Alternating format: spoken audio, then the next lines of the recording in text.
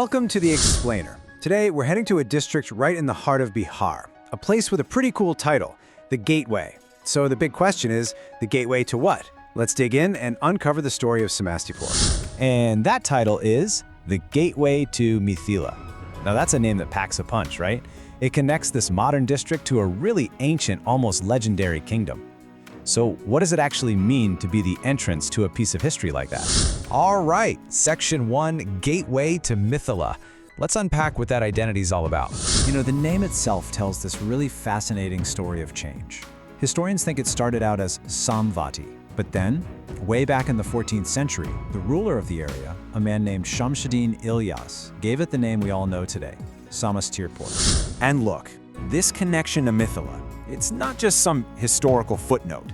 Nope, it's really the foundation of Samastipur's entire identity. It's what links the district to the legendary court of King Janak, a world of deep philosophy and incredible, vibrant art. Okay, Section 2, a journey through time.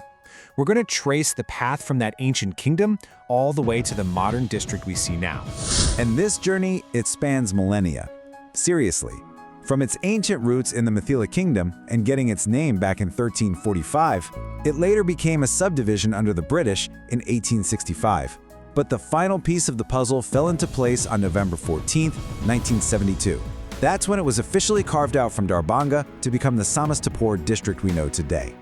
All right, on to Section 3, the land and its people. Let's take a look at a modern snapshot. So what does Samastipur look like today? Well, it's a bustling, densely populated place home to over 4.2 million people. And its landscape, these super fertile lands, are all defined by the great rivers that surround and flow right through it. The population is mostly Hindu with a pretty significant Muslim minority. But here's what's really interesting. What historical accounts point to again and again is this deep, long-standing tradition of communal harmony and a truly shared culture. Now, this number here, this was the district's literacy rate from the 2011 census. It's a really crucial benchmark for understanding its whole educational journey. So how do you even govern 4.2 million people?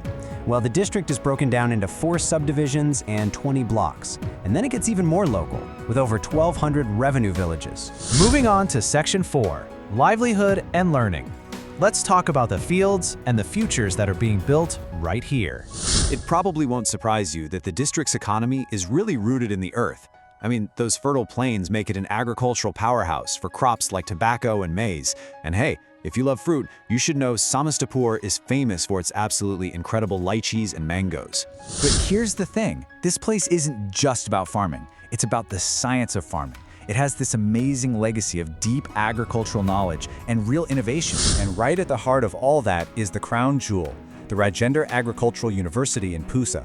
This is a historic and nationally famous institution, and it's supported by a whole network of other vital colleges that act as educational hubs for the entire district. And finally, Section 5, exploring treasures. Let's get to the people and places that really define Samastipur's soul.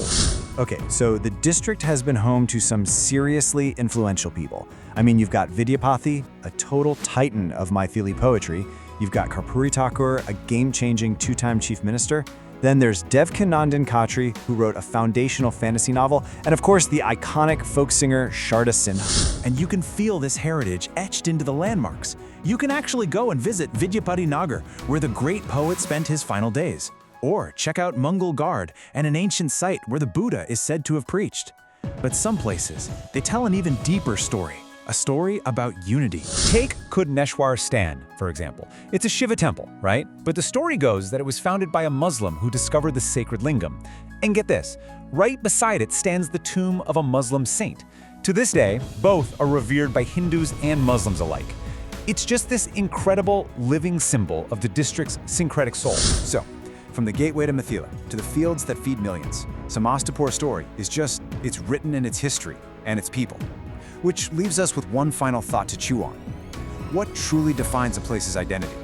Is it the echo of an ancient kingdom? The energy of 4.2 million people living their lives today? Or is it found in those unique, powerful stories of unity, like the one at Kudneshwar Stan? Definitely something to think about.